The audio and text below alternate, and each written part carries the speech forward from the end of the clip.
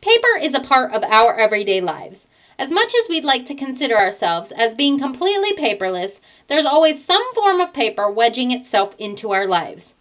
In order to maintain a clutter-free environment, paper must be tackled in an easy-to-use system that works for you and your household. Are you struggling to find a system that works for you? Come join me January 19th, 2013 at 10 a.m. at the Chandler Downtown Library so I can share with you great tips on how to cut your paper clutter.